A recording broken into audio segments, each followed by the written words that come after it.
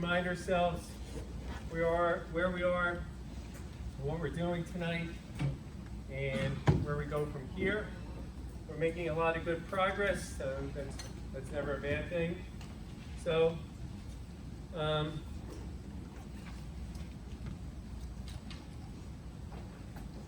terms of just generally looking at the summary of the table of contents, everyone knows what is a partnership versus a corporate entity. The more you learn about, the flexibility that partnerships offer that C corporations do not. As we dwell in the world of partnership liquidations and distributions, we're going to talk a lot about distributions. Remember, the corporate counterpart to what we're learning, again, for exam, I'm not testing anyone on this, but Code Section 311. Code Section 311 in the corporate area says that whenever you make a distribution, and this is true for S corporations as well, that any gain is recognized, loss is disallowed, right? Gains recognized, loss is disallowed. What we will see tonight, that's not true, okay? When it comes to partnerships, in most instances. And similarly, just to give it a little foreshadowing, when it comes to corporate liquidations, Code Section 331, 336, that the shareholder and the corporation are both taxed when there's liquidating distributions. We will learn in the weeks to come that is not true with respect to partnership liquidation. So again, as you're reading chapter 1, makes it a lot more inviting. Corporate formations dictated by 351, but you have to meet this aggravating control test under 368C and have 80% control. The same is not true for 721, right guys? You don't need that 80% control. So notice, as you're weighing, or your client's weighing, should I form a corporation, should I form a partnership? Many instances, the more attractive option is going to be the partnership, right? So hopefully that message is resonating with you as you're going through the course material. All right, so chapter 2 deals with formation issues. Okay. And generally non-taxable. There's a little bit there about liabilities. Why there? So I'm just hoping I have memory. Everyone can see and hear, but we'll deal with the... Okay. All right. We're good. Thank you, Sophia. Chapter 2, again, dealing with liabilities, 752, just because sometimes taxpayers contribute property subject to liabilities, and we are introduced to the basic rules. We see organization and syndication expenses.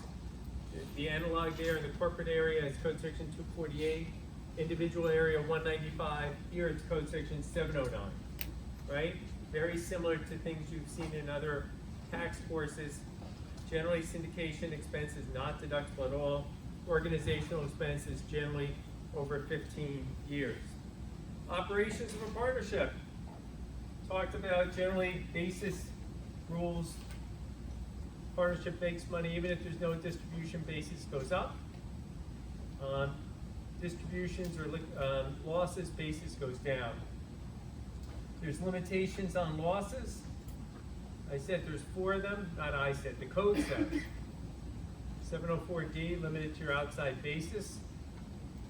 465 at-risk rules, 469 passive activity, 461 L, general loss limitation rules.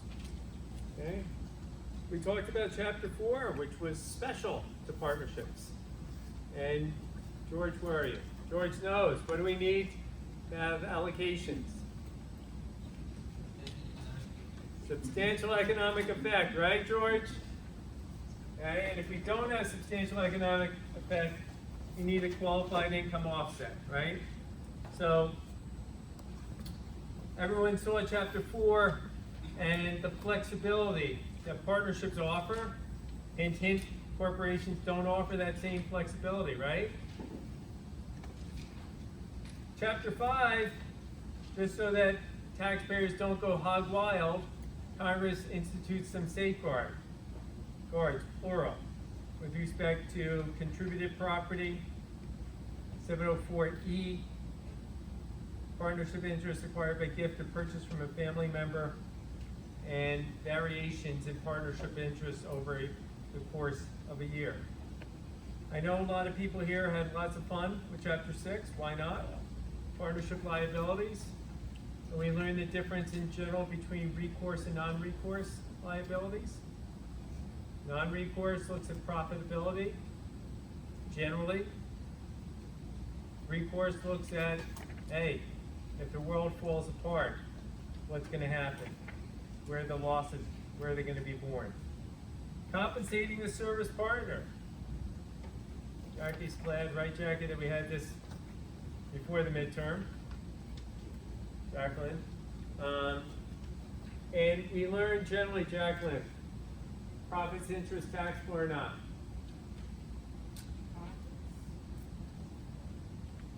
Generally, taxable or not? The receipt of a profits interest. Was that yes or no? It was both?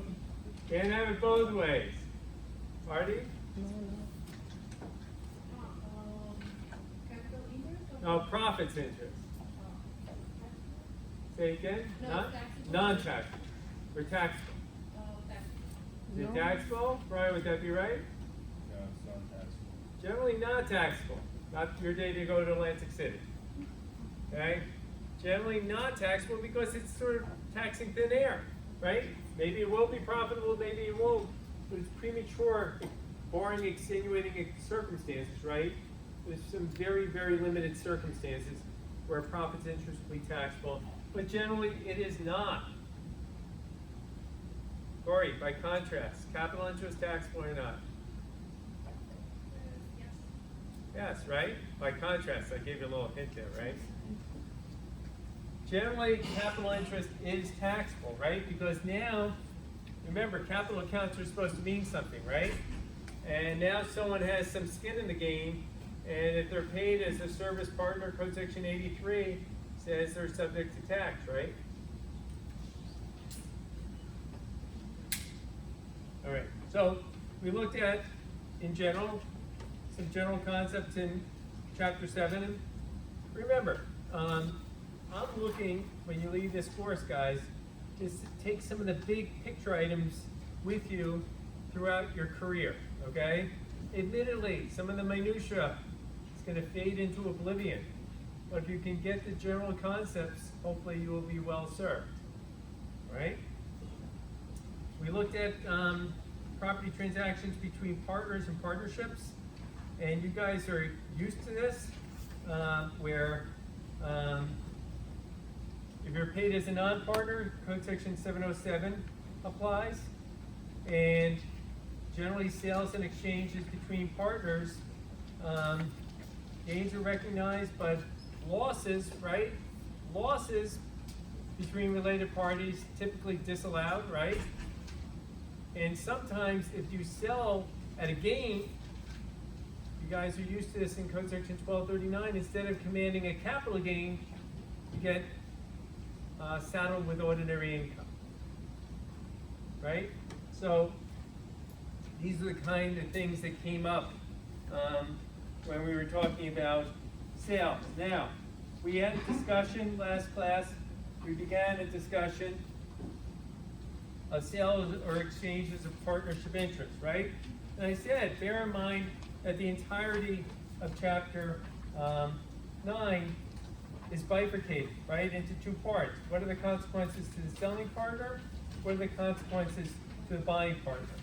And I know, as sophomoric as it sounds, you just make sure for exam purposes, you know which one you're talking about. You know which one you're talking about. That's pivotal, but you might say, of course you'll know. Well, pause during the exam and think to yourself, is it the buyer or the seller, right? That's really going to be important, all right? So just make sure you do that. I will be happy because you will do better. You will be happy because you will have done better. All right? Now, so what we had done, if I recall correctly, and let me just pause for one more second about consequences to the selling partner. Well, generally with a corporate entity, when you sell, let's start with a proprietorship. If you sell a sole proprietorship, what case comes to mind? You sell a sole proprietorship and you want to sound fancy at the water cooler. Famous case, Williams v. McGowan, right? Williams v. McGowan. You may remember from your income tax course. What does Williams v. McGowan say? That you look not at the business as a whole, but rather you look at each of the assets, category of assets held by that enterprise, right? Williams v. McGowan. In the corporate area, if you sell an ownership interest, what kind of asset is shares in a corporation? What kind of asset? Say it loudly. Shares in a corporation? Capital, right? It's not an asset used. You don't use those pieces of paper, right, in a trade or business, but the asset, right, the shares of stock are emblematic of capital assets. Section 1221. And if you sell them, right, you get ordinary, I'm thinking ahead, you get capital gain, right? If you sell them at a loss, what do you get? Generally capital loss, but remember, there is a small exception, right, for a small business enterprise, 1244 stock, you can, for a very small business enterprise, get ordinary loss, but it's very uncommon. Generally with corporations, capital gain, capital loss, agreed? Enter the world of partnerships, right? Partnerships. We are in a bifurcated regime, right? What's our motif? And if you remember the dance video I showed you, right? Three-step move, right? Three-step move where you figure out the gain or loss. You pull out what kind? You pull out 751, gains or losses, and the balance is 741 capital, right? 3 steps. Now, I am not saying, and I sent out an outline that I prepared a year or two ago because there's a lot of little intricate rules, right?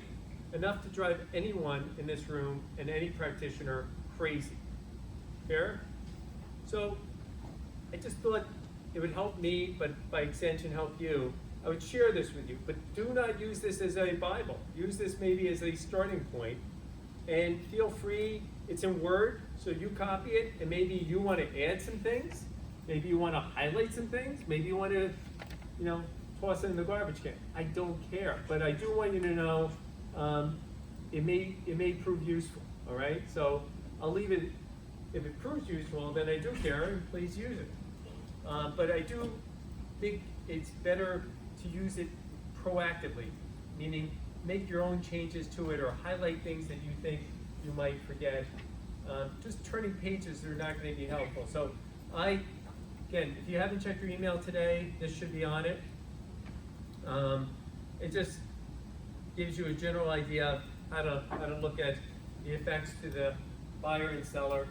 And then we're going to turn to operating distributions next, which is something else that we're going to have to look at today. So that brings us, in my mind, where we are today. We left off, we did the first problem. I thought it would be a good exercise just to give you some familiarity with going through the first problem on page 320. Any questions about the course material? Anything that's keeping you up at night? No, just a general question. The last class is the first Wednesday of December? Our last Class and exam. I think our exam, guys, I think our last class is actually December 4th. December 4th. So that's scheduled in your mind.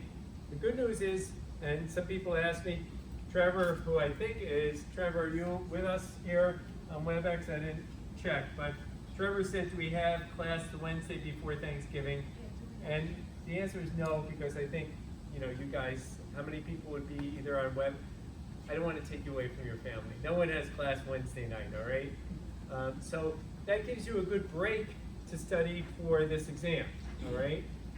And to answer your question. No, so that's okay. All right? All right, so I can give you one recommendation. I don't know, did anyone do anything good this past weekend? Anything interesting?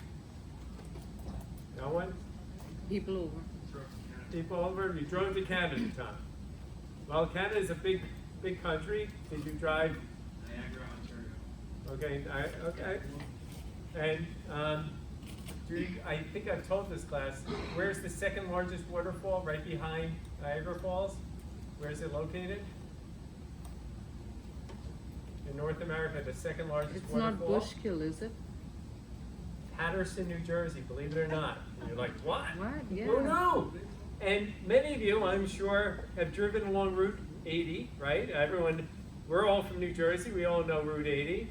As you pass Patterson, the route exit, like within 4 minutes of there is the second largest waterfall. In fact, that was one of the, during the 1800s, one of the industrial hubs of our country, because it supplied so much power, the waterfall. Who's the two guys who duel? Aaron Burr? Who's the guys who, and they Secretary of Treasury, I'm doing a blank. Hamilton and who else? Oh. You're right, it's Burr. Anyway, they had their duel right there. So if you ever, I went, there's a great museum right by there. I did this about 6 months ago. You may want to go.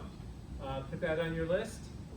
The thing that everyone in this room, if you haven't seen it, I saw To Kill a Mockingbird on Sunday. It is a phenomenal show. All right, so if you haven't seen it, I really think, and we've all read the book, but the show is really, really good. Anyone see it in this room? All right, so everyone's got to see it. Saturday night, I'll remind people, there's still time if you want to sign up. I shared with you 2 op-eds. If you want to be entertained, don't read the op-eds, read the comments. You may never come to class again because of accusations of who I am and how evil I am, but that's okay. just confused to get the class started. All right, so David has 1 or 2. David, please, you want to read 1 or 2 just to Oh, wow. entertain the class? Is there 1 or 2 choice ones that you flagged? What are the subjects? Oh, well. Do you have it handy, David? No, I don't.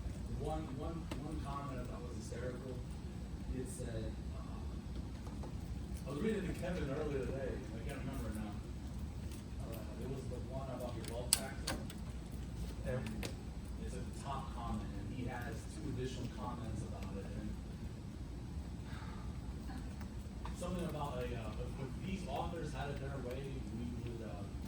Oh no, these authors live in a delusional world, and if they had it their way, everybody something. The one that gets repeated the most, Great. those who can't work, teach. That's one that's very common. I didn't see that one yet. but Oh no, I'll that one read it. becomes repetitious. I will give one question that I'm working on anew. These things intrigue me. Tax.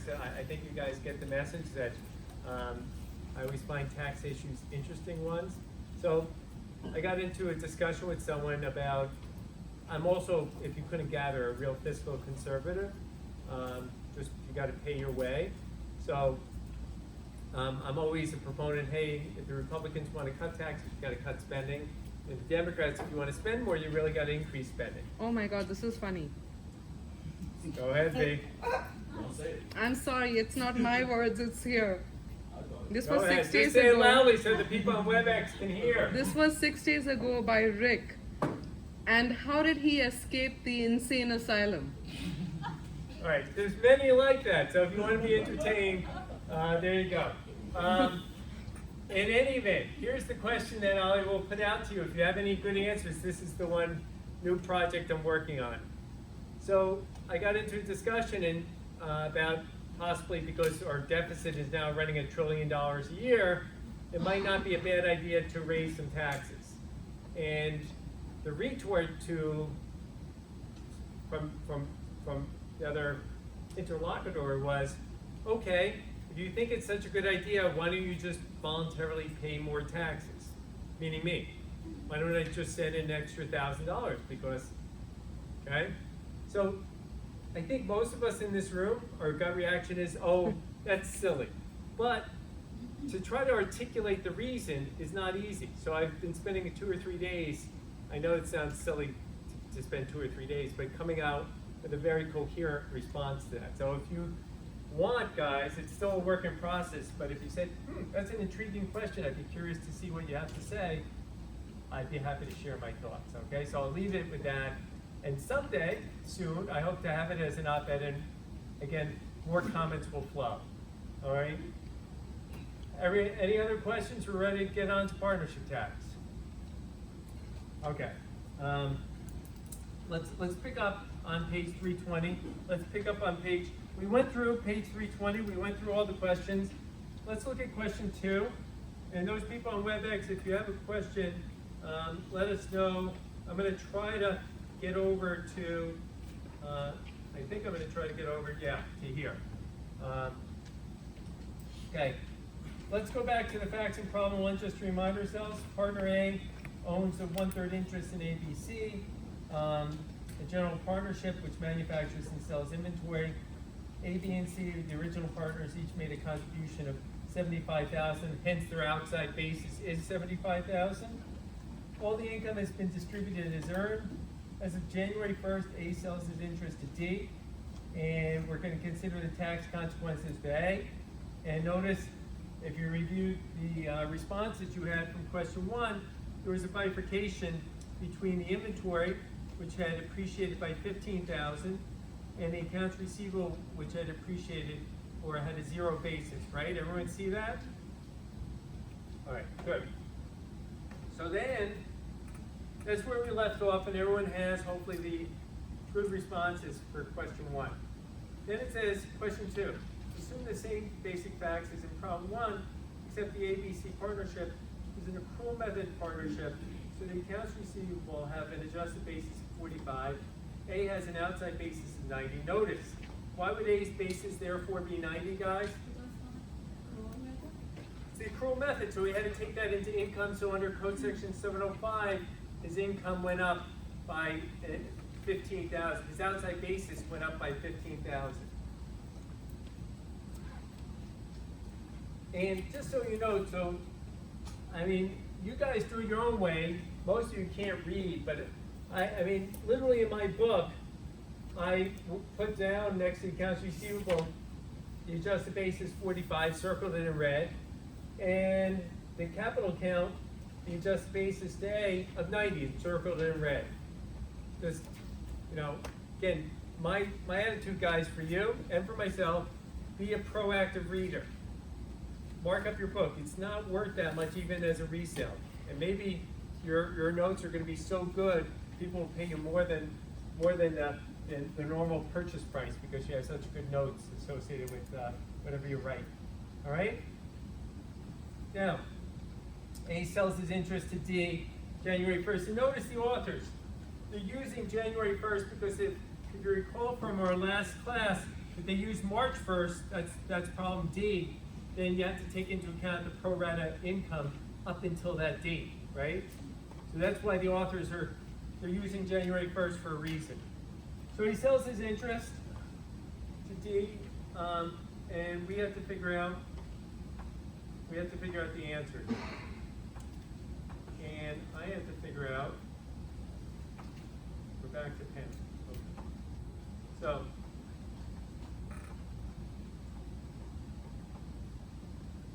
all right, so what are we going to do here? We're going to do our 3-step process. Everyone agree? Because anytime you're selling an interest, you're going to engage in a 3-step process. What's step 1?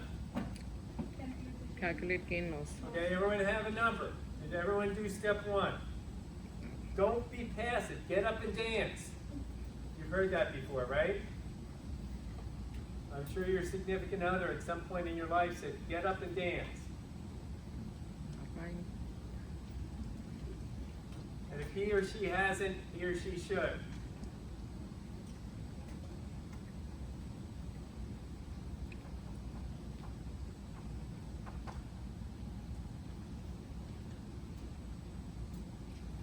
Step 1, everyone got a number?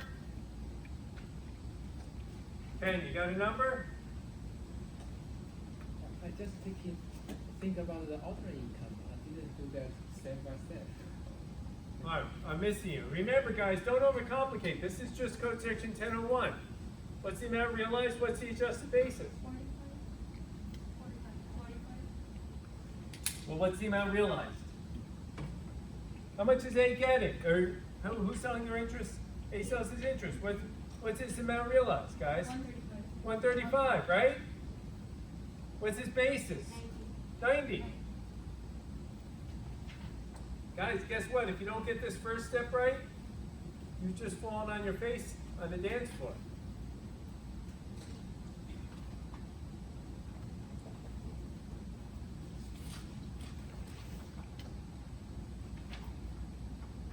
Now, it's not a great movie, but the scene at the end would be my picturesque scene here, if you guys can coordinate it.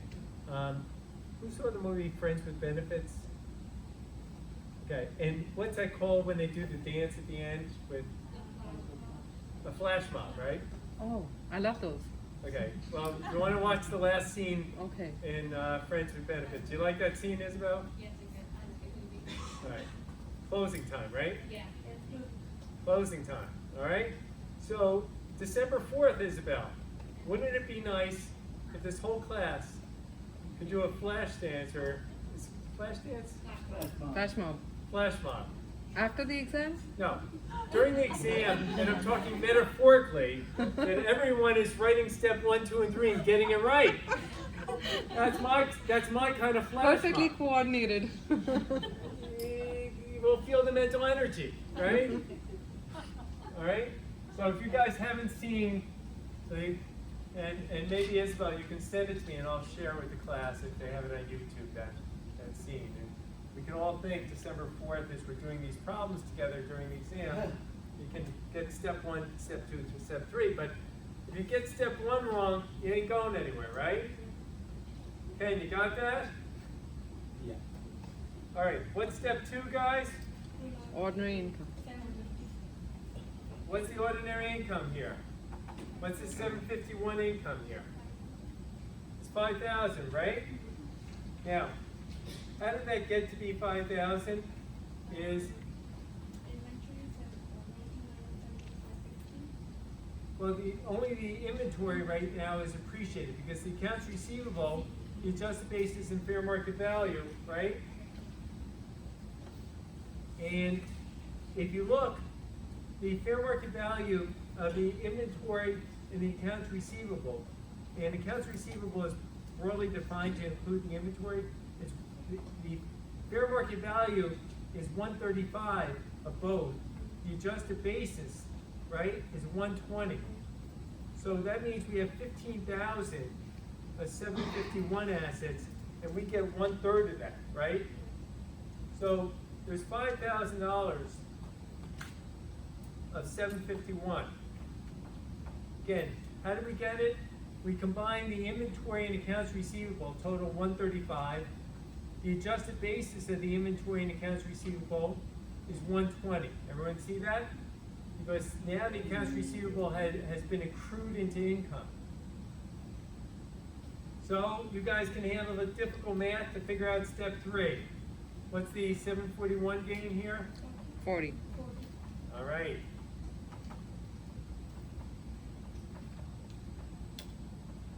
Maybe you could play us one of those dance videos for the exam. We can do it. All right, everyone got that?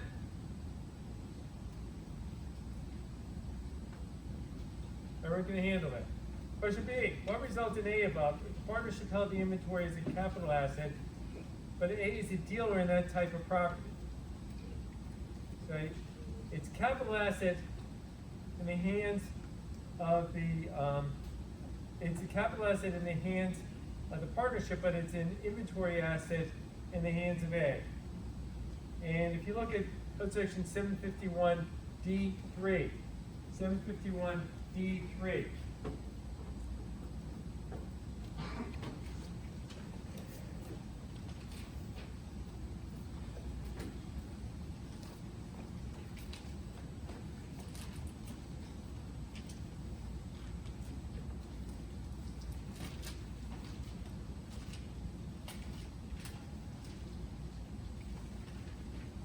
inventory items means any other property held by the partnership which if held by this distributing partner would be considered the type in 1 or 2. So it's still considered gonna give rise to 751 income, so the outcome is the same.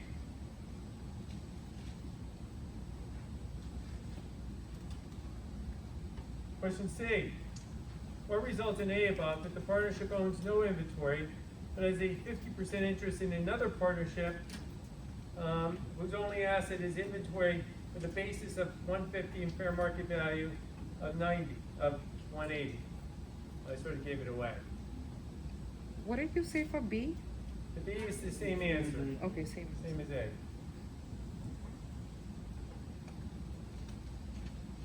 So in a tiered partnership arrangement, what code section applies, guys?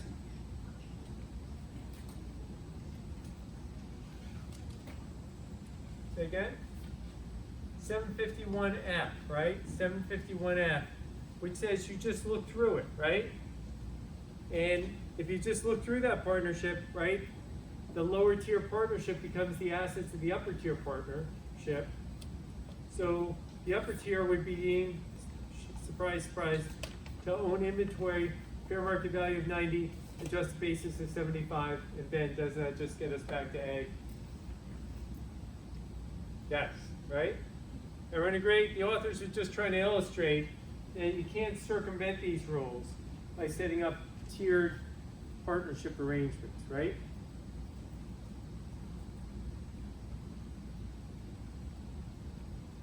Question D. What results in A above if in addition the partnership had a contract worth $30,000 to perform real estate management services for the next 10 years?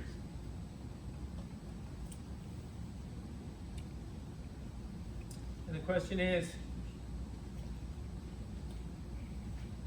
what kind of asset is that in the hands of the partnership?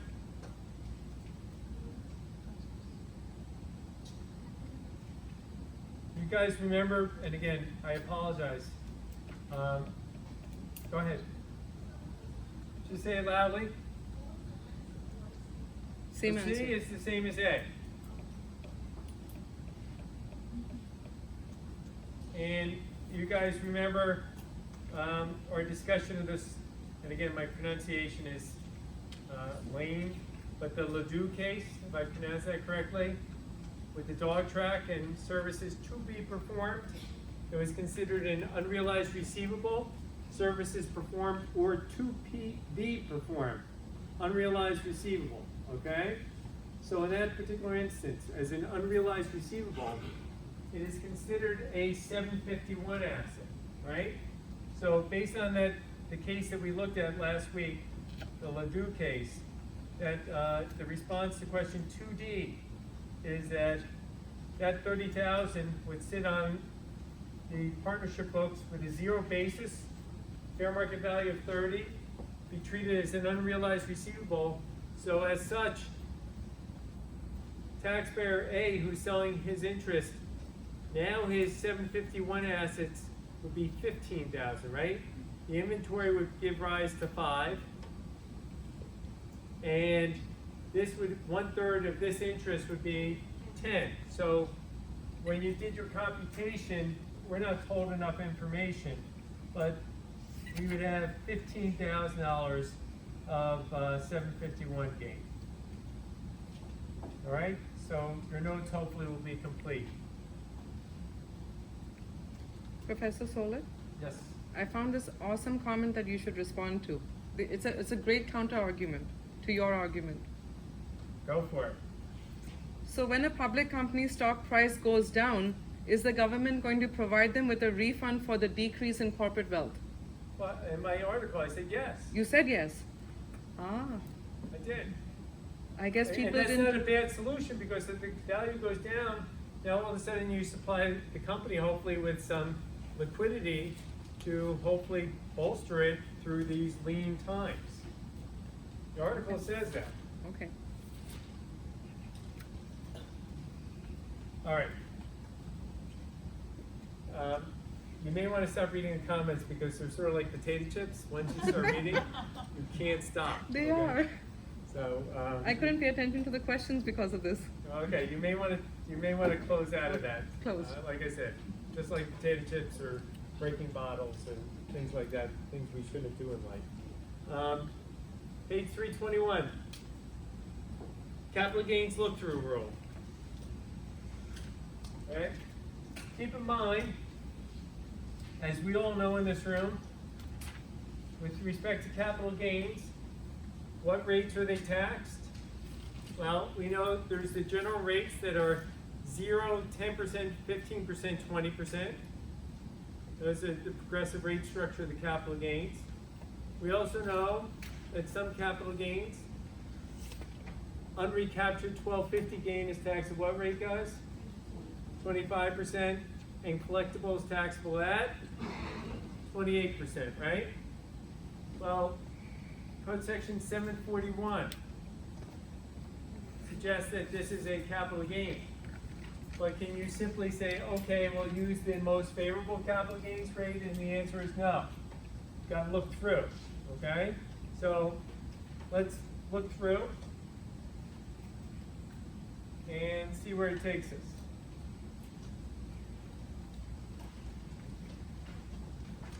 Look at the next problem, page 322. A and B are equal partners in a personal service partnership. Each partner acquired her partnership interest for cash several years ago. None of the partnership assets were is a 704C property, meaning when they were contributed, recall 704C says if there's an embedded gain or loss, the contributing partner has to be tagged with it. The partnership has the following balance sheet. So it has different kinds of capital assets, right? And receivables. So it has some 751 assets, some 741 assets, right? And there's liabilities here too. Everyone see that? But notice the asterisk. Basis figures represent each partner's outside basis, including their share of liabilities. Okay? Consider the tax consequences to be under sale in each of the following alternative situations. These sales are interest for $15,000 cash. All right, everyone ready to do the flash mob? Step 1, step 2, step 3. Take 1 minute. Try to do the dance, guys.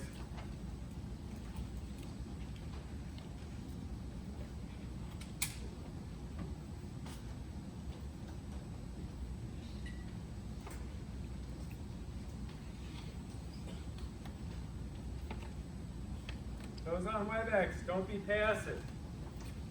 Try to do it.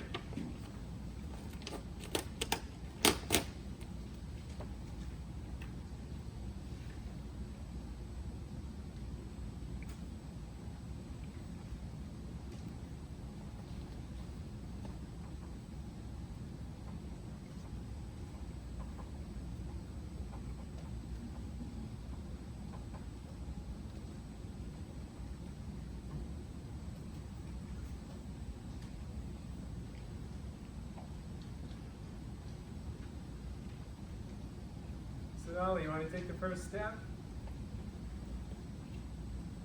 Yeah. What's the first step, Sonali, numerically? Determine the gain under code section 101. Where's the gain? Just give me the number and run, see if you agree.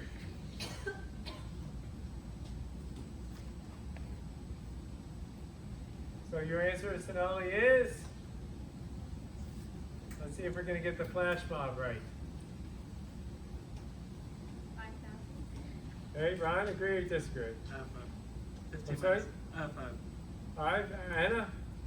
5. 15 minus 5. Sandra, you there? Tom? Michael? Anna, you agree? They said 5. Anyone disagree, Brian? Should be 4? Well, Because of 2,000? Well, isn't the liability capital gain? Hold on. What's the amount realized, guys? How much? Is it 15 or is it 16? 16. It's 16. Oh, because liabilities and half of liabilities. 16. Oops. The amount realized here is 16, right? The basis is what? 10. 10. Gain of 6,000. Okay? Be careful, guys. Step 2. Go slowly. What's the 751 gain? Say again? 7. 7. We're going to pull out the 7, right? Everyone agree?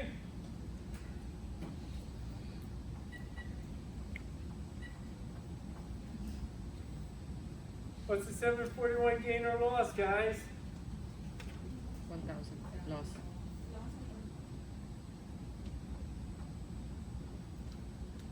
Now, let's pause for a moment.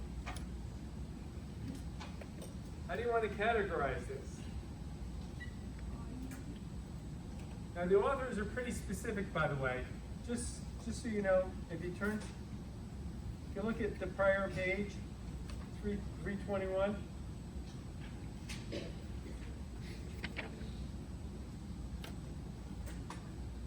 If you look at the regulation 1.1H that the authors directed to, there's several examples that the author, and this one is 1.1H dash 1F example 1.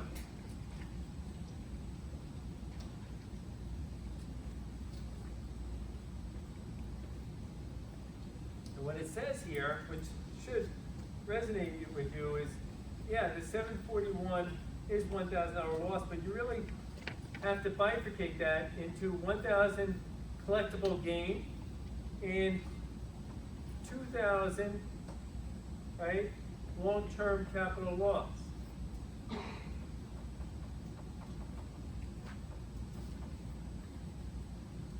Right? And that makes sense, right? There's an embedded gain in the collectibles and there's an embedded loss, right, with the other assets. Agreed?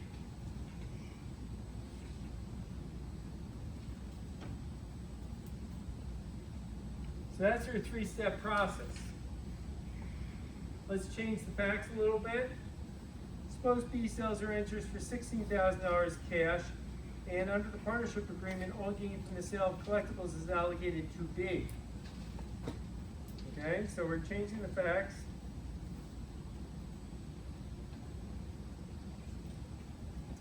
Jot down your answers, do your three-step process.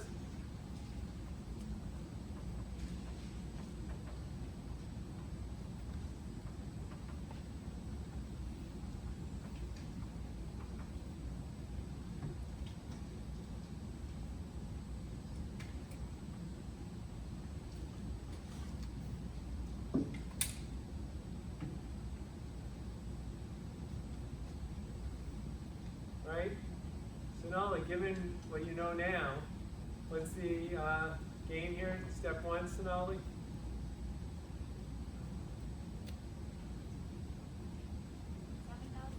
Say it loudly. 7,000. Anna, you agree, disagree?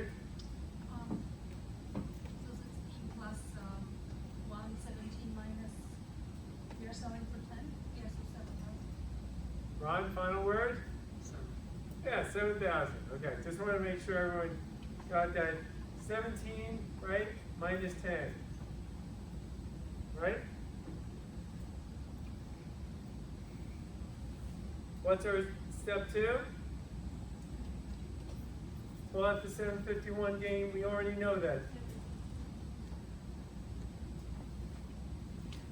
Now, what's step 3? Well, we know it's 0, but in this case, all the collectible gain, 2,000 collectible gain, is taxable to B, right? and there's a 2,000 loss, right? Long-term capital loss. And this is, you know how we just looked at example 1 from the regulations?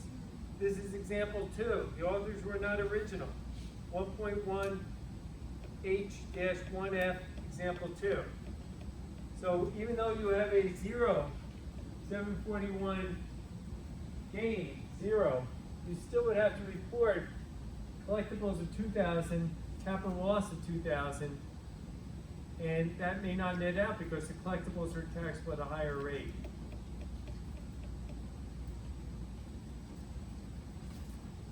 And then question C, same as A, except the collectibles have a basis of 3,000 and fair market value of 1,000, right? So there's an embedded loss in there.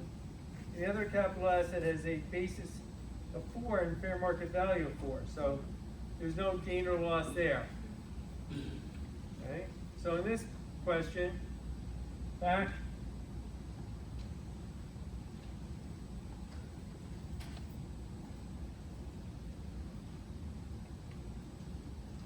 step 1, 6,000. Everyone agree? Step 2, 7,000, right? Not going to change. Step 3 is what?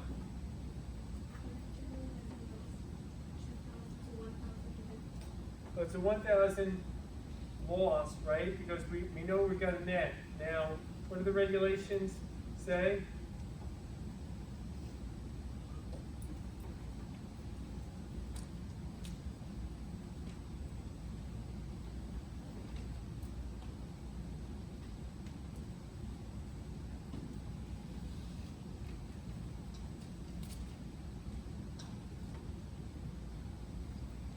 This is example 3.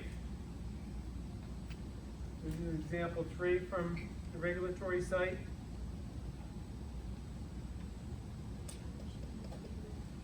Say again, Eva? Yeah, the regulations say in this case that the net collectible loss is ignored. So the regulations take the position that in this instance the loss would be ignored. It precludes B from recognizing the net loss on the collectibles. So what's the answer? 0. I mean, they have to recognize the 751 gain of 7,000, but the collectibles loss is ignored. So the -1 is ignored. It's ignored. And the other details don't matter. Okay. If you look at the regulations, guys, this is regulation 1.1H-1F, example 3. What page, you're in, do you have a 2019 or 2020? Page 917, if those who have the 2019 version of the code, you can look at the regulations that say that this collectible loss is ignored. The larger point though, of this section, guys, is just to point out that even with the capital gains, you have to look at the nature of the assets and is it unrecaptured 1250 gain? Is it a collectible? Is it just a normal capital asset, right? All right. Third and final issue in our book is when you sell assets, well, there's 2 issues that the authors raised. They talk about holding periods, okay? And this doesn't come up too often because most people who have partnership interests who sell it hold it for more than 1 year. Very few people I know go into partnership enterprises and they're in and out. If they are, then it may not truly be a partnership. So I'm really not that concerned about page 323, holding period issues. You can read it, it's pretty self-explanatory. The more interesting ancillary issue is installment sales, because installment sales happen. Most of you are familiar that installment sales, that if there's payments due after the current taxable year, taxpayers can take a pro rata amount into income. Okay, they can take a pro rata amount into income. But there's, in my mind, there's 3 exceptions to Code Section 453. By the way, Code Section 453, which deals with installment sales, is mandatory, unless you elect out, okay? So you must, if you have payments over multiple years, you must use the installment method unless you elect out. But there's 3 salient exceptions to the installment method. 1, you can't use the installment method for inventory. You can't use the installment method for 1245 recapture income. And you can't use the installment method for publicly traded securities. Okay, those 3 items are precluded from using the installment method. Can you sell? And I've seen this, you probably have seen it, at least some of you have. An installment, like, can you sell a partnership interest on the installment method? And if you read this revenue ruling, 89-108, the answer is yes, subject to the exceptions that I was just alluding to. If you go on page 325, the 4th paragraph down, just because it's near and dear to everyone's heart in this room, the 4th paragraph down, 5 lines or 6 lines down, references what? Williams v. McGowan, our famous Williams v. McGowan case. Just want to call that to your attention.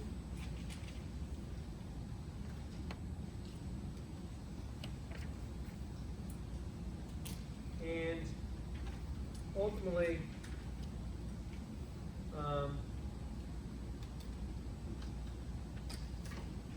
and the authors make the point in the notes that follow. So the revenue ruling sanctions the use of the installment method with respect to partnership interest. On page 326, the note that follows just affirms that inventory can't be on the installment method. Page 327, unrealized receivables, no installment method, unrealized receivables.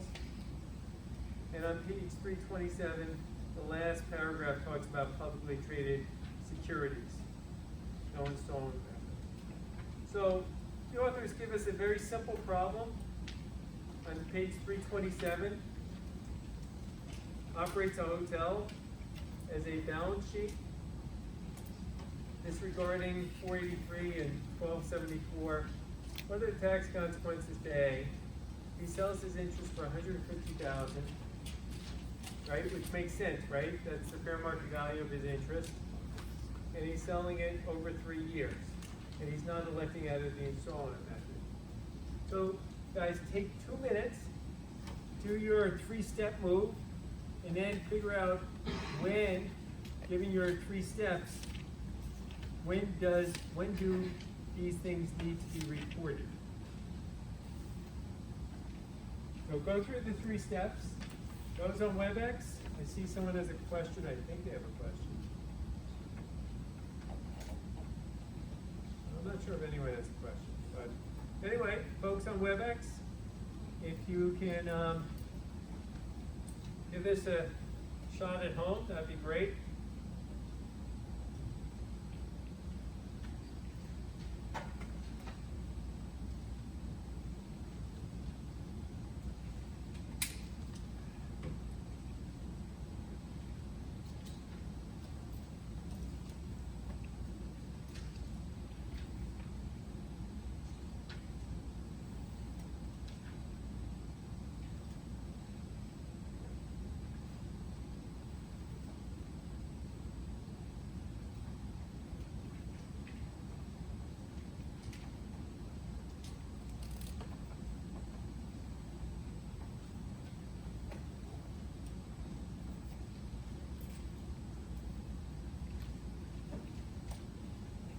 All right, everyone ready to dance?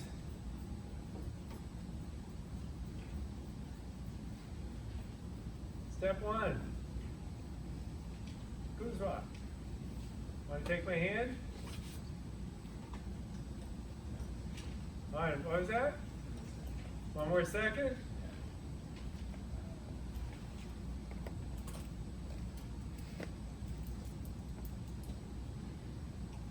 Francisco.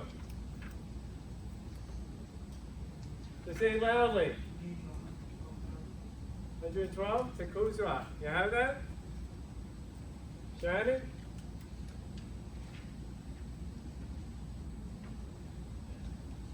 You agree? Shannon, you agree? You're not sure? Ben? Yeah. Yeah. How'd you get that, Ben? Divided 114 by 3. Why'd you have 114? Read that. I'm sorry. Adjusted basis. What's the amount realized? 150. What's the adjusted basis? 114. Where'd you get 114? I mean, I think you're mixing apples and oranges. Don't you want to say that A's adjusted basis is 38? It's not written down. So yes. Okay, so it's 150, right, to Kuzwa, plus 38, right? Francisco, right, Janet? 150 minus 38. 112. Step 2. Don't everyone take a look.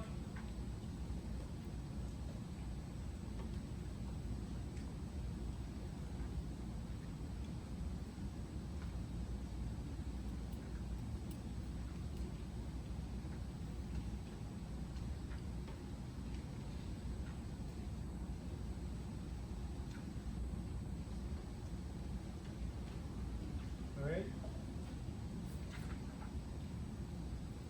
Yeah. 751 is what? And Jacqueline, see if you're great. Yeah.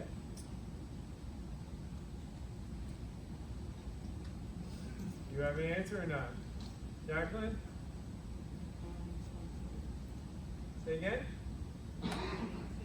Viva, agree, disagree? You say it loudly? 2,000?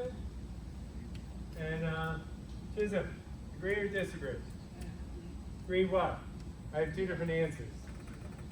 2,000? Renee? Say again? What number? 6. Where'd you come up with 6?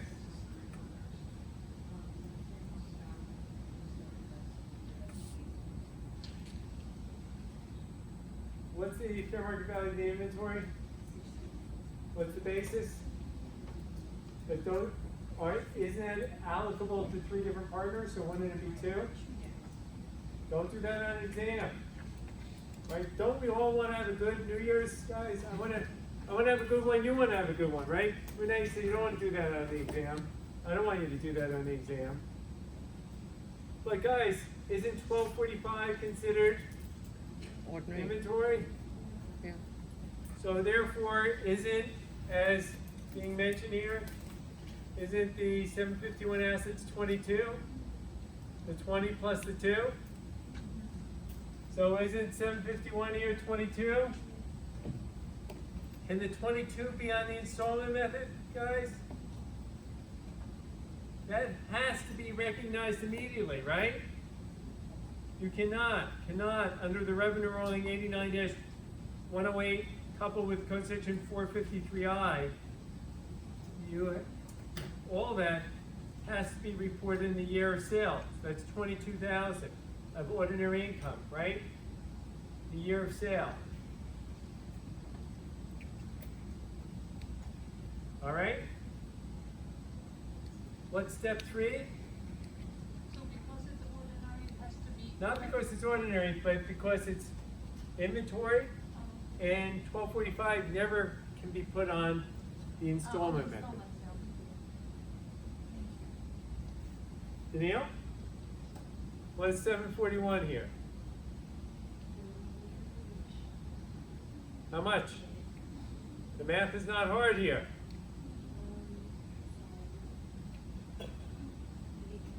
To say it loudly? Say 90 without a question mark.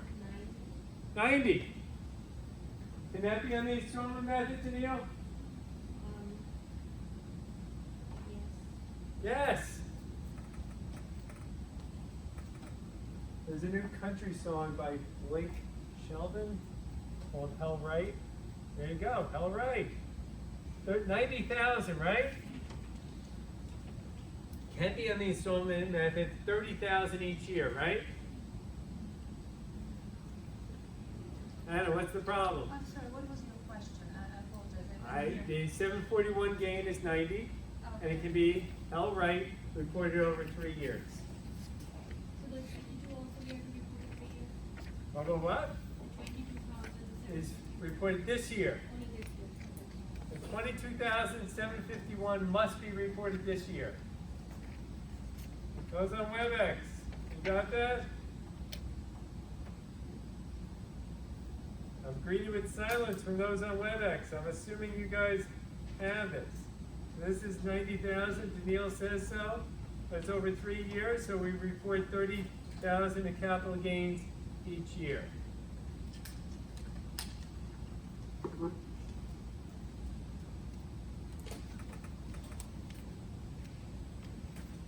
Now, obviously, anyone who's ever said that partnership tax is not fun doesn't know what they're talking about, right? Is there any better way to spend a Wednesday night, guys? I ask. Right? This is you know, if you're cut out for tax, this is what it's all about. All right? You guys ready to get deeper in the mud? Isabel, is that a yes? You're shaking. You're ready to go deep. All right, that's what I want to hear. Consequences to the buying partner.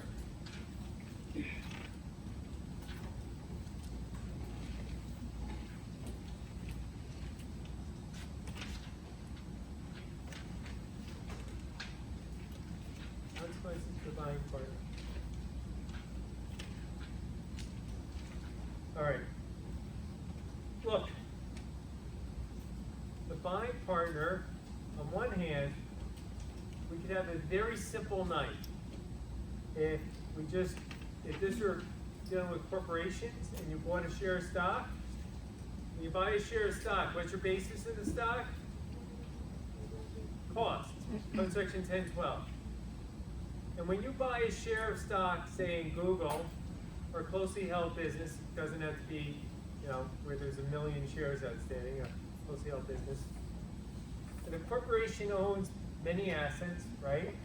When you buy that share of stock, does it have any impact whatsoever on the inside basis of those assets owned by the corporate enterprise? So if the corporation owns one building with a basis of 100, fair market value of $1 million, and you buy the corporation, wholly owned by Julia, I buy it from her. What basis do I take? I take a basis, my share of stock, my basis is $1 million, but the basis to the corporation stays at 100,000. Everyone agrees? And that's why, even though the building's worth $1 million, I might not pay Julia $1 million for her stock because I'm going to forfeit the depreciation deductions I otherwise would have if I could have bought the building itself. So often, no offense to Julia, I'm not going to buy your stock. I'm going to buy your building, right? Because I want to get extra $900,000 in tax write-offs. Everyone agree? Or I'm going to go negotiate hard with Julia, and I'm going to say, look, I'll pay you $800,000 instead because I'm forfeiting tax write-offs. So everyone had the visual. In the corporate world, the inside basis never changes. Agreed? Never. Rarely do I use a word like that in the tax world, but I'm going to use it tonight. Never changes. Well, I got to be careful. You can make a 338 election, and it gets a little bit messy, but generally doesn't change. And the same is true largely with respect to a buying partner. They buy, and let's just take a look at the operative code sections the authors direct us to. They direct us to 742.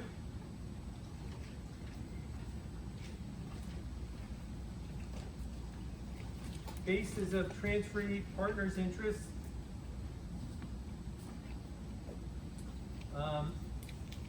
Is going to be code section 1012, cost basis.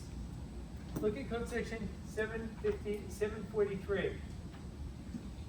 Normally, the basis of partnership property shall not be, emphasis on the word not, right? as a result of a transfer of an interest in a partnership by sale or exchange for the death of a partner.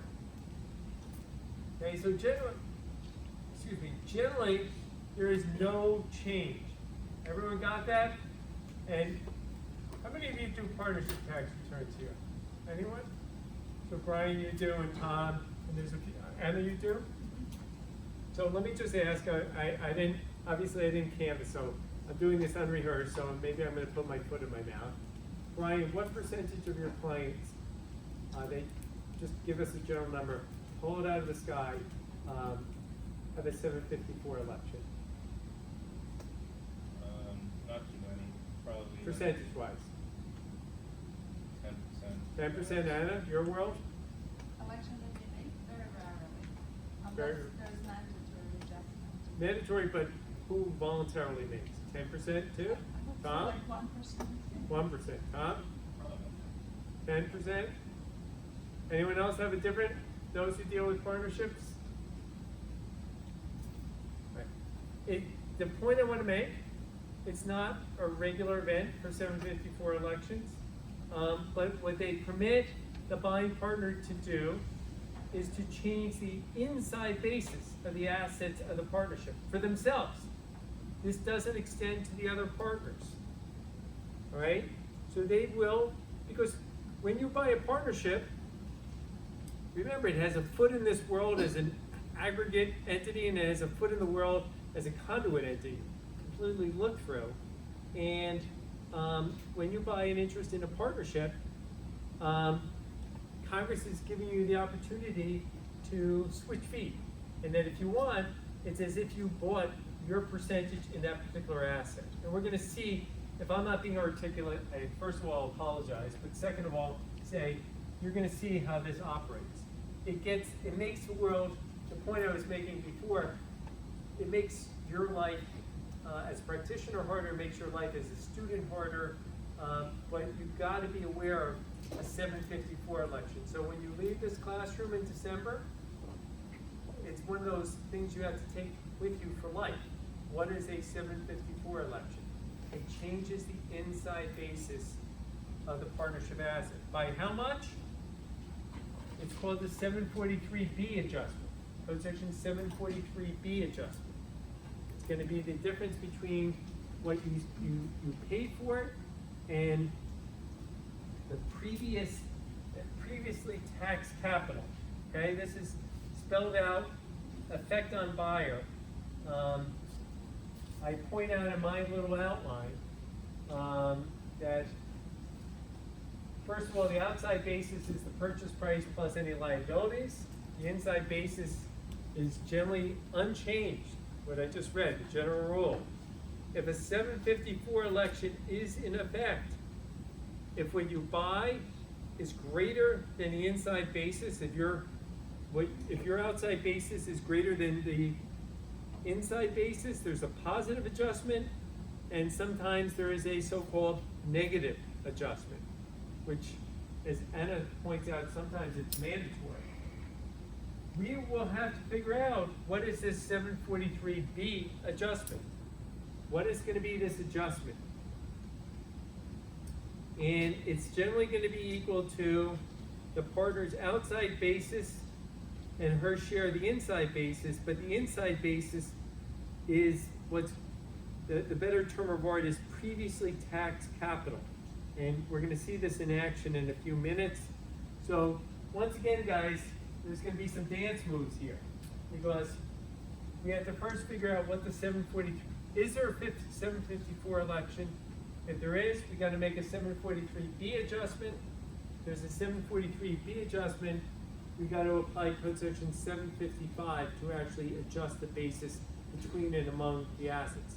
743 just gives us a numerical outcome. Code section 755 tells us how to allocate the basis between and among the assets. So if we make the 754 election, then we had to do the two steps for the 743B adjustment for first and second. 743B adjustment, code section 755 allocation. Want to know the good news about your clients who make a 754 election?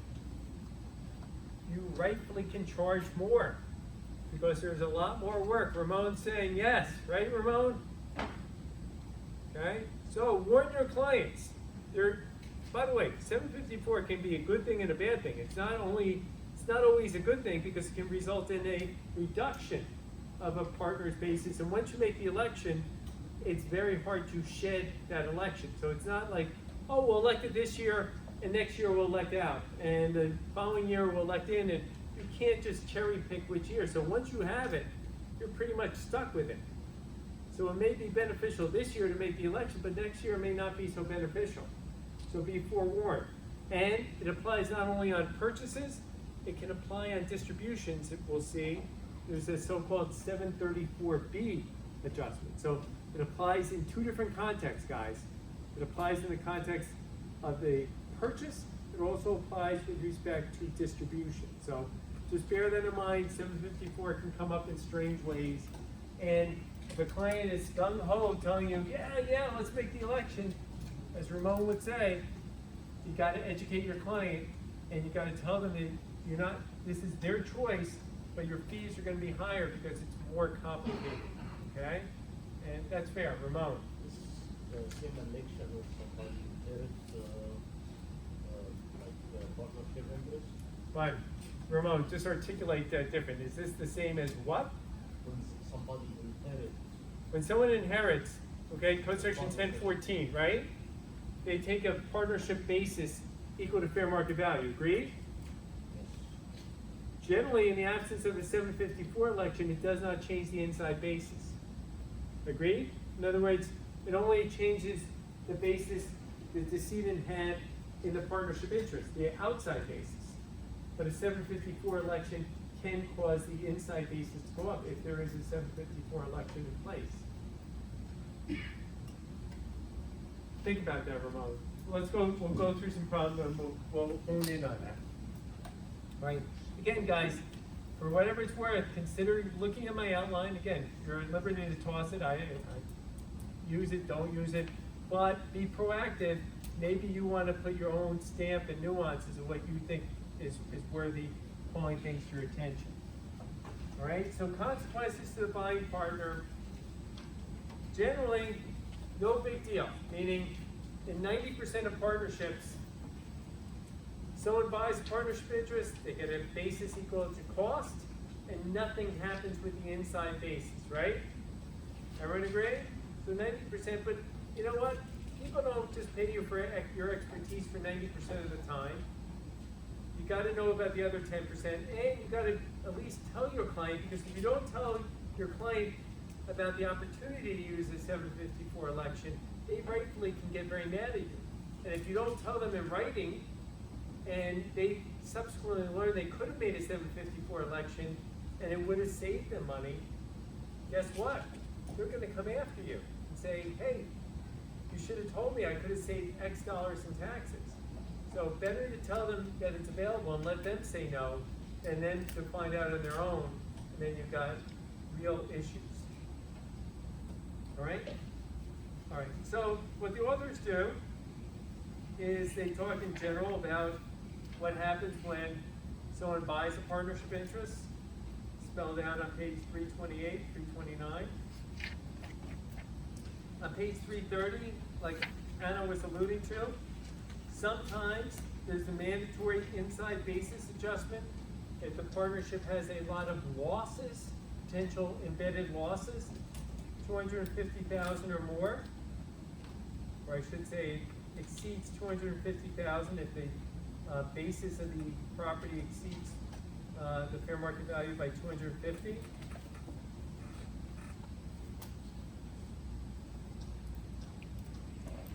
Okay, so sometimes it's mandatory. On page 331, we have to compute the 743B adjustment. And you will see phraseology here on page 331 talking about so-called previously taxed capital. And this is spelled out, I circled mine in yellow. It's on the last paragraph on 331 that extends to 332.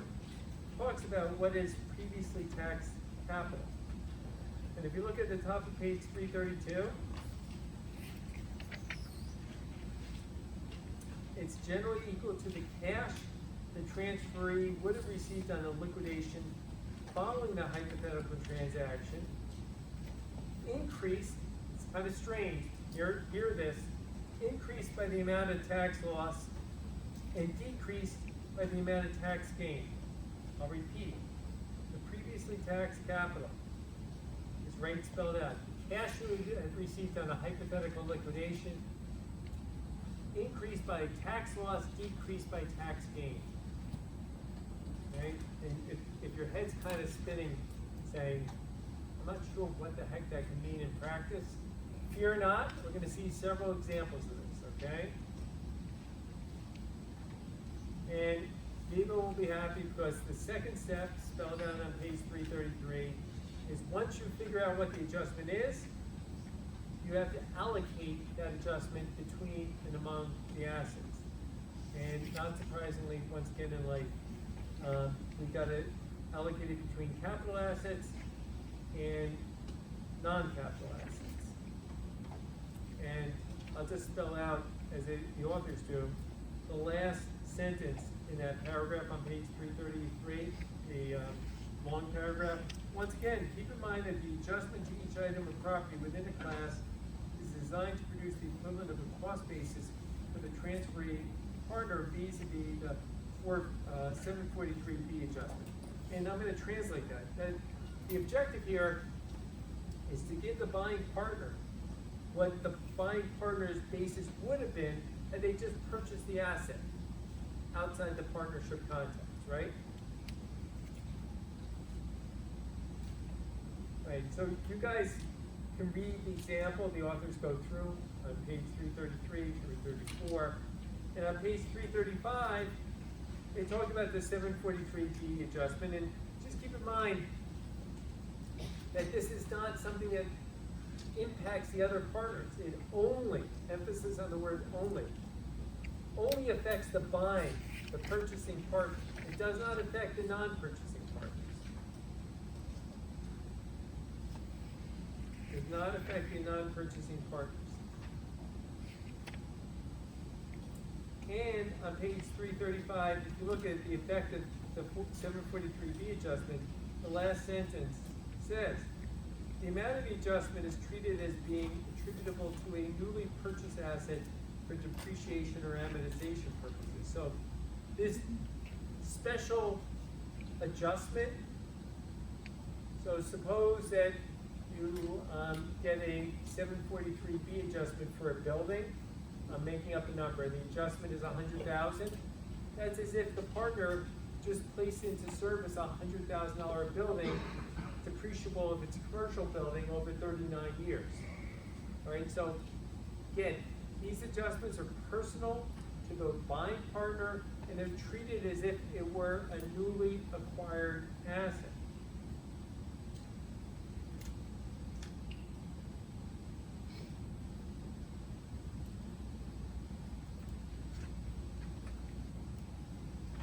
And code section 704C is going to come up. You recall code section 704C deals with issues of embedded gains and losses. And when we do our computation of previously taxed capital, okay, you're going to see how code section 704C comes up. And the only one thing I want to call to your attention, aside that you're going to see it come up, is if you look at page 336, the last line, it says the purchaser of a partnership interest may not, emphasis on the word not, obtain the benefit of a built-in loss contributed by the seller of the interest. In other words, you know how in Lucas v. Earl you can't have the assignment of income? Here, the buying partner cannot get the benefit of a built-in loss. Okay? Buying partner cannot get the benefit of the built-in loss. What's my authority? Spelled out in code section 704 C1C. Everyone see that? Code section 704 C1C. let's do one problem, at least the first problem. Maybe we'll do the second, but at least the first problem before we take a break. And this way you guys can dwell on this. And maybe get some good caffeine. Alright? Because this is important stuff. Needless to say, on an exam, we're gonna have a question or two or three or four or five or six dealing with issues of people buying a partnership interest and selling a partnership interest. Okay, so I'm not keeping any secrets here. Okay. Problem one. On January 1st of the new year, a new partner purchased a 1/3 interest in a partner for $40,000. At the time of the purchase, the partnership had the following assets: accounts receivable and land, right? And it makes sense if it's a 1/3 interest, because what's the total value of the property, guys? 120. 120, right? And last I checked, what's 1/3 of that? 40. So numerically, the authors are not off base by saying the purchase price should be 40. Agreed? If a 754 election had not been made, what results in new partner upon collection of the receivables? Okay? So what results if there's collection of the receivables? Angie, do you recall? No, sure. Me? Me? If the receivables are collected.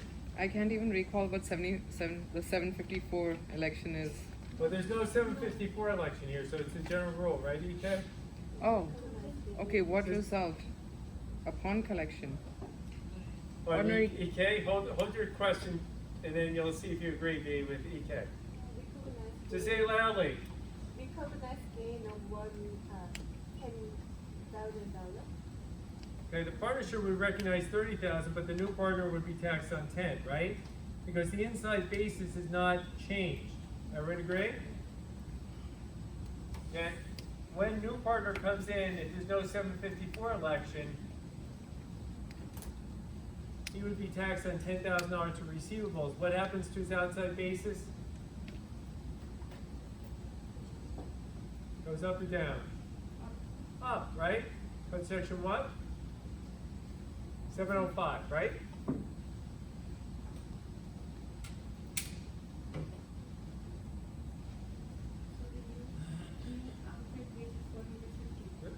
Okay. His original, how much did he buy it for? 40. So his outside basis go to 50. But the point is, excuse my language, a little punchy. It's kind of irritating, right? Because he bought this interest, and now he's being taxed on $10,000, but he doesn't really feel $10,000 richer, right? Everyone agree? But that's life. What results in new partner in A if the partner had made a partner, by the way, the 754 election has to be made at the partnership level, right? Has to be made at the partnership level. So if the partnership had a 754 election, what would have happened?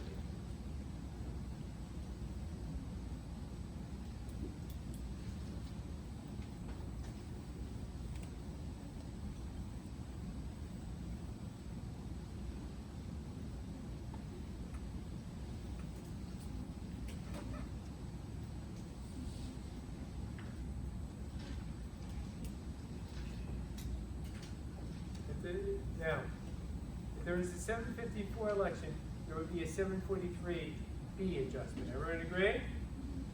743B adjustment, right?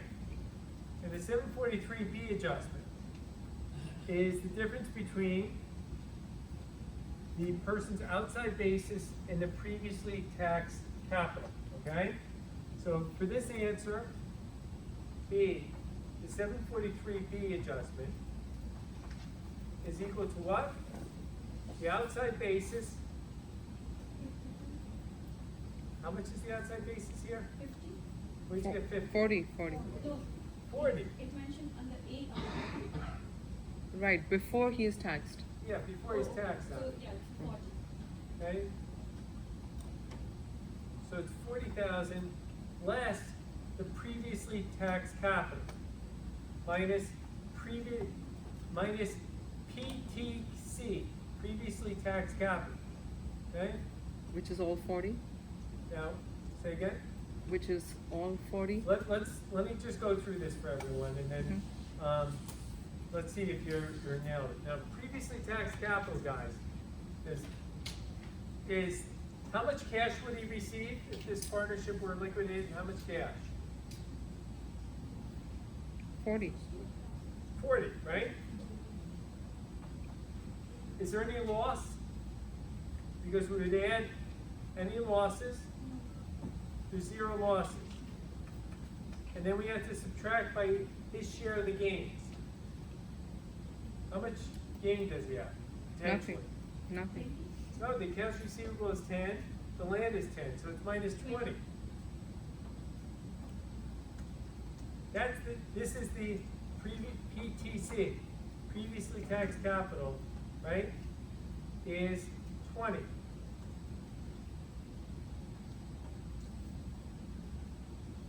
Which you could look at this, look at the land. That's the only thing. If you look at if you take that and divide it by 3, doesn't that make sense? The previously taxed capital here is 20. We did it by the formula, but you could eyeball it in this case. You can't always eyeball it, right? Can you just take adjusted basis total 60? Yeah, it's not always going to be that easy, but I'm just giving you, in this case, it's very easy. But he already paid for those gains. He He already did it. paid the 40 for those gains. Hold your thought, don't get, Okay. okay? So, what's the 743B adjustment here? 20,000. Which, again, most of you could have eyeballed that and come up with the same result, right? Because given what he's paid and given his inside basis, most people just say, oh, take the difference between the outside basis and his share of the inside basis. Most of the time that works, but sometimes it doesn't. All right, so the adjustment, 743B adjustment is 20,000, okay? Now, how is that allocated? People would say, code section 755, step 2. And you allocate it between the capital assets and the receivables, and here both have appreciated by 30,000, so we would allocate 10 to the receivables and 10 to the land.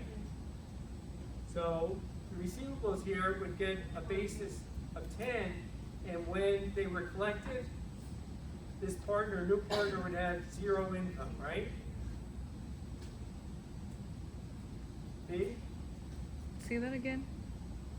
The Under last. question B, the 743B adjustment is 20,000, Okay. right? Under code section 755, it's allocated 10 to the receivables, 10 to the land. So when the receivables are actually collected, new partner does not have any income. And Perfect. that's the whole purpose behind a 754 election.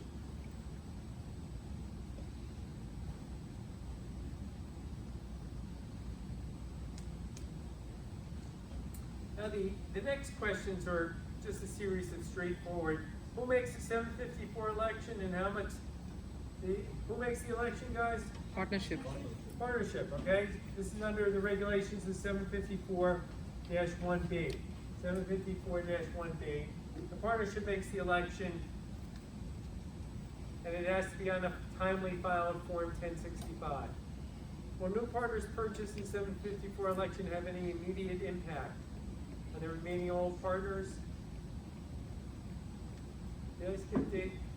Should new partner of condition is purchased by the partnership interest on the 754 Yes. election? Yes.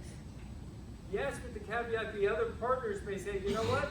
You want the 754 election, you pay Ramon his additional fee. All right?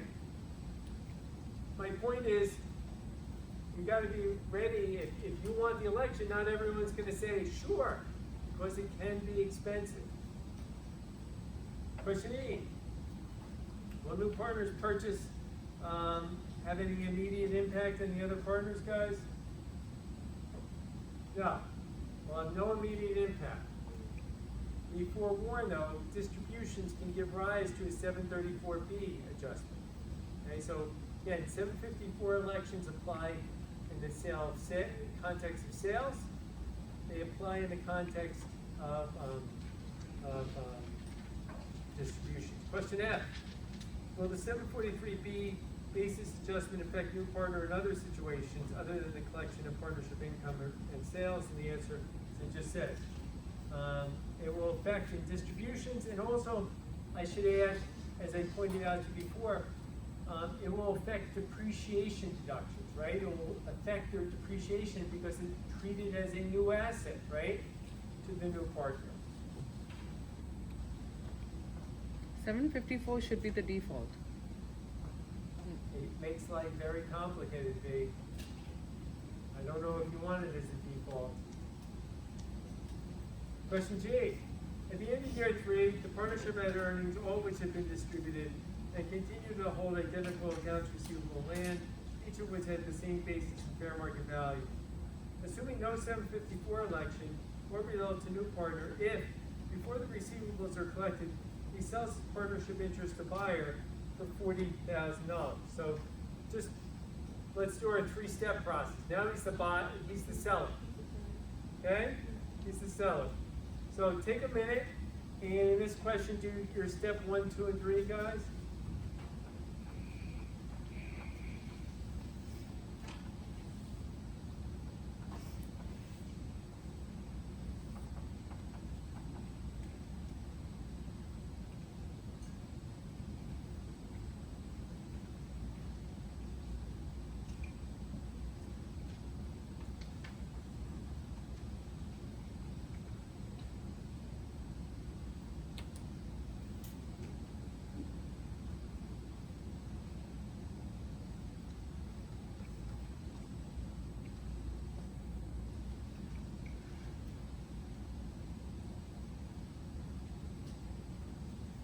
Step 1, 0, right? Everyone agree? Receives 40, what's his basis? 40. Is there a 751 asset here? Receivables, right? 10,000, right? Everyone agree? 751. Guess what we have to do, guys? We have to create a 10,000 741 loss, right?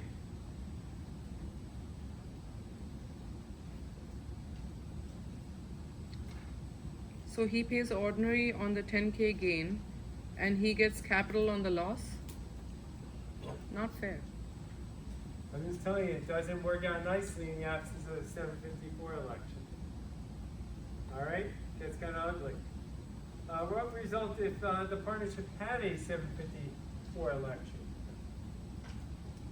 There were a 754 election. What would happen in question H?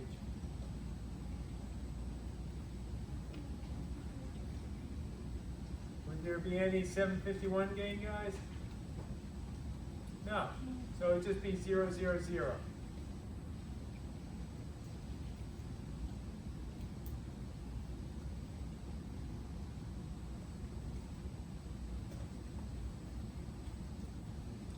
Question I says, what is the buyer's inside basis in H above? So this means if there were a 754 election. And the author's point here is, what would be the adjustment, guys? It would just be the same thing as in B. It would be a $20,000 743B adjustment, right?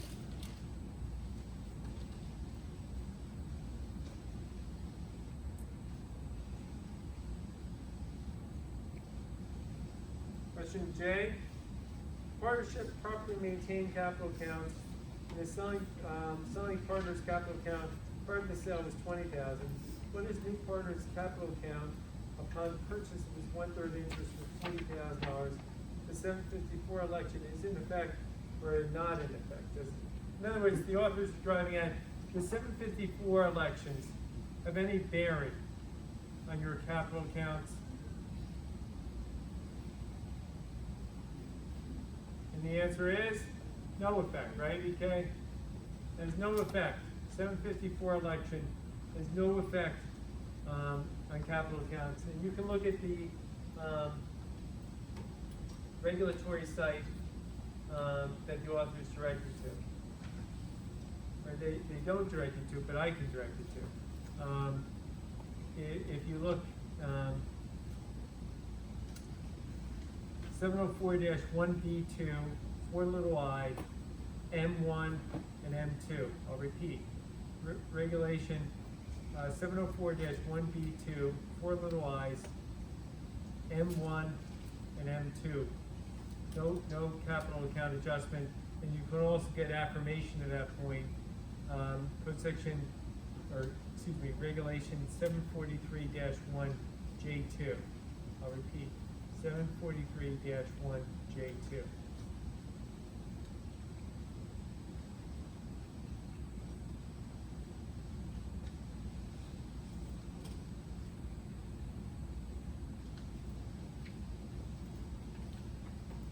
Okay. Question K. If the 754 election is in effect, will each new purchasing partner create havoc for the partnership's account? And the authors here are just toying with you that it can create some very challenging arithmetic. We'll see that. There's nothing for the faint of heart when you do these 743B adjustments and allocations under code section 755. So if you're a little bit confused, fear not. When we come back, guys, and we go through problems 2 and 3, I'm hoping this will become a lot more straightforward. So fear not, we're going to see this. Let's take our 9-minute break and let's come back to this, okay? And those who need their midterm exam, let's try this again. All right, and those on WebEx,